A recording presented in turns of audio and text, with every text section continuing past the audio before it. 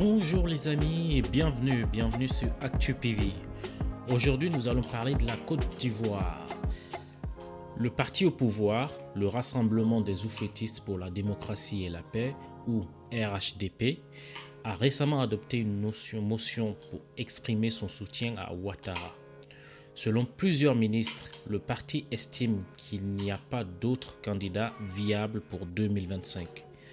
Les discussions au sein du RHDP ont clairement montré qu'ils veulent convaincre Ouattara de rester leur porte-drapeau pour la prochaine présidentielle. Alassane Ouattara, âgé de 82 ans, avait pourtant exprimé à plusieurs reprises qu'il voulait se retirer de la vie politique. Cependant, après la mort soudaine de son successeur désigné, le Premier ministre Amadou Gon Coulibaly en 2020, il s'est retrouvé dans une situation où il n'avait pas d'autre choix que de se représenter pour un troisième mandat.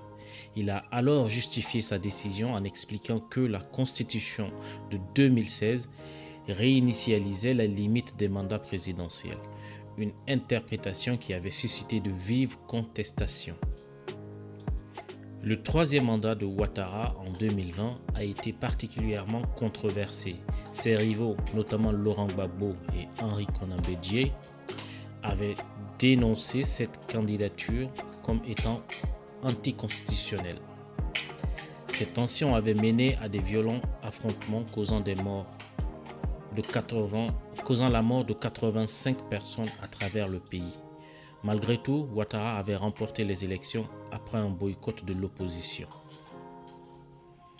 Aujourd'hui, la question reste ouverte. Ouattara se présentera-t-il à nouveau en 2025 ?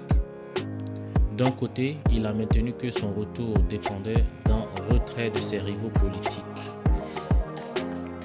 Mais de l'autre, son parti semble déterminé à l'avoir comme candidat. Si Ouattara accepte de se présenter, cela pourrait relancer les tensions politiques en Côte d'Ivoire, où la question des mandats reste un sujet sensible.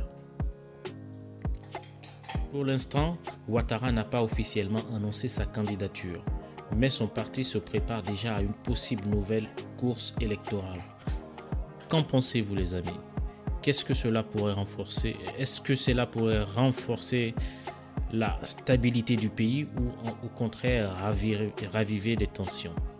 Laissez-moi vos avis dans les commentaires et n'oubliez pas de vous abonner pour plus d'actualités politiques sur la Côte d'Ivoire et l'Afrique de l'Ouest. Merci à tous et à très bientôt. Ciao ciao.